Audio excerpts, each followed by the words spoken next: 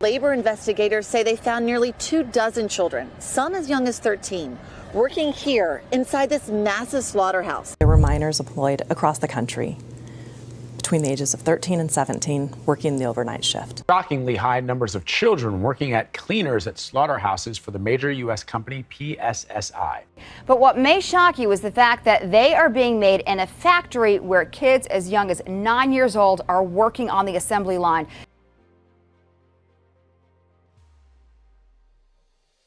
In every corner of the globe, a dark reality exists. A reality where millions of children are trapped in the claws of labor, their innocence stolen, and their futures compromised. These children, who should be playing, learning, and dreaming, find themselves in fields, factories, and mines. Their laughter is silenced, their aspirations shadowed by the burden of labor. They are subjected to torturous work, enduring long hours under grueling conditions that no child should ever experience, and their dreams suppressed by the relentless demands of labor. In this documentary, we explore the world of child labor, shedding light on their struggles, their resilience, and the urgent need for change. Together, let us confront this dark reality and create a future where every child can thrive, free from the chains of labor.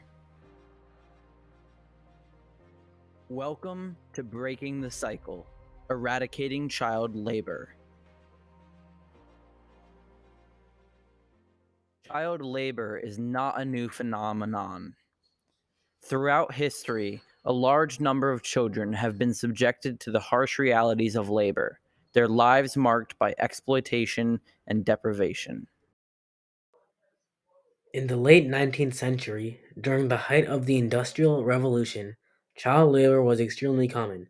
According to the U.S. Bureau of Labor, the 1870 census found that 1 out of every 8 children was employed. Also, according to the U.S. Bureau of Labor, in the textile industry alone, thousands of children were struggling under harsh conditions. In the year 1900, 25,000 of the nearly 100,000 textile workers in the south of the United States were children under 16 years old.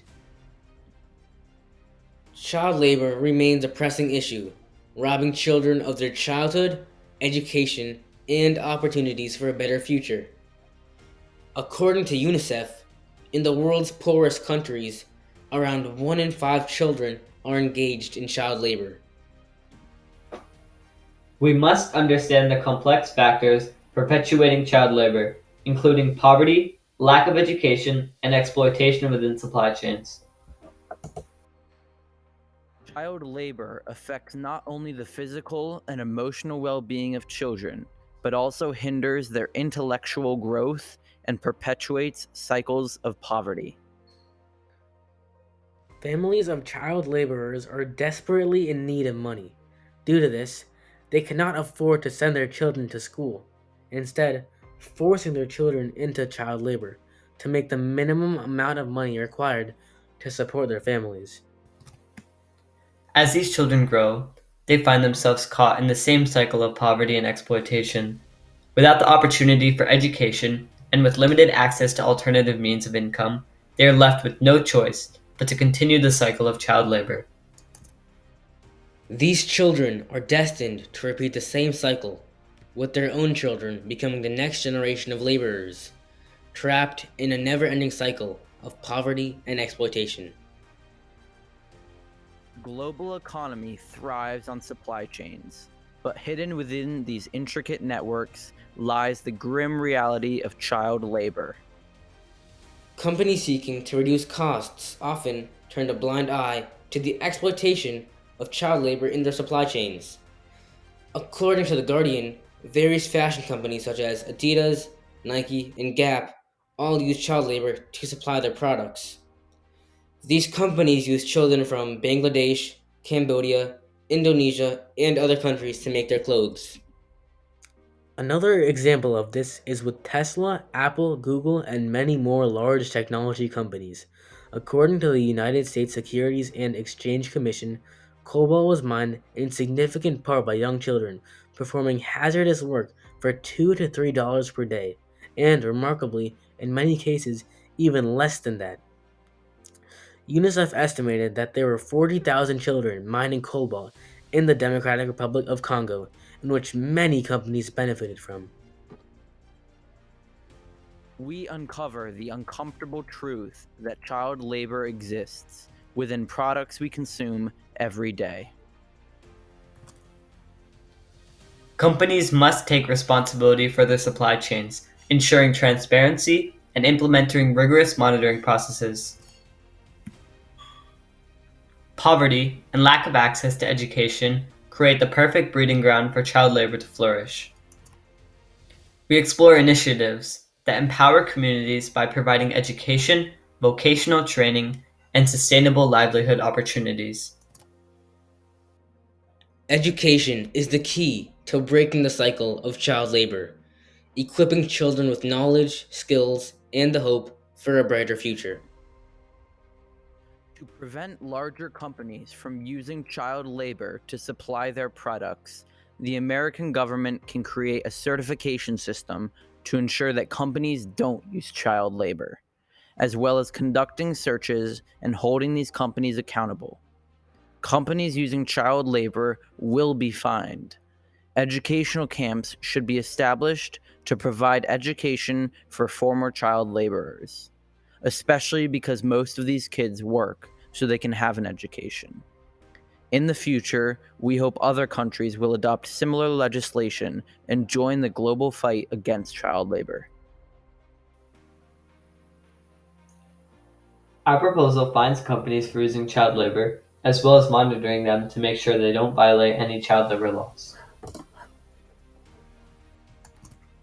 According to the U.S. Department of Labor, one of the nation's largest food safety sanitation services has paid $1.5 million in civil money penalties after the U.S. Department of Labor's Wage and Hour Division found the company employed at least 102 children from 13 to 17 years of age in hazardous occupations and had them working overnight shifts at 13 meat processing facilities in 8 states. Additionally, 2 Alabama companies have been fined for violating child labor laws, according to the Alabama Department of Labor. Secretary Fitzgerald Washington announced that the Alabama Department of Labor has issued and collected more than $35,000 in civil monetary penalties for violations of Alabama's child labor law. Fines of $17,800 each were issued for multiple violations of the child labor law. These fines directly resulted in a decrease of child labor throughout the region. Our fine will remove a portion of the company's revenue to ensure the company receives a message. By implementing stringent monitoring processes and certifications, companies can ensure their supply chains are free from child labor. Our second support is that our proposal allows for former child laborers to have a better future and receive a quality education. Child labor is most prominent in districts that don't have access to schools or proper education. For example, according to the Human Rights Watch, in a district in India where only one school is open, of the 450 families surveyed, more than 2,000 kids, aged 5 to 14, were involved in child labor. Research has shown that education plays a vital role in breaking the cycle of poverty and improving the long-term opportunities of former child laborers. These education camps will be organized and funded by organizations including the World Health Organization and UNICEF. It will provide these children with quality education and equip them with essential skills, enabling them to pursue better job opportunities and live fulfilling lives. As our solution progresses, this will lead by example for other countries, such that child labor can be eradicated worldwide. The U.S. has always led by example. For instance, the Civil Rights Act, which according to the National Archives was passed in 1965, inspired the apartheid movement in South Africa and allowed for the apartheid legislation to be repealed in 1991. Another example is when the USA allowed women to vote in the 19th Amendment, ratified in 1920. This led to allies of America, including France, India, and Japan, allowing women to vote in 1944 for France and 1947 for India and Japan, also from the National Archives. Just like the past, We hope other nations will follow our solution to child labor.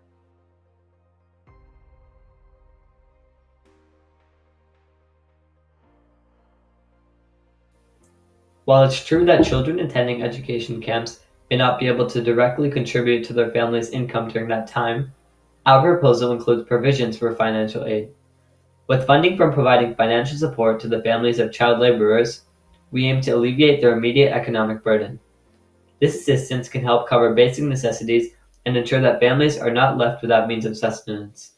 Additionally, the long-term goal is to equip these children with the necessary education and skills to secure better employment opportunities in the future, ultimately breaking the cycle of poverty and enabling them to provide for their families more effectively in the years to come.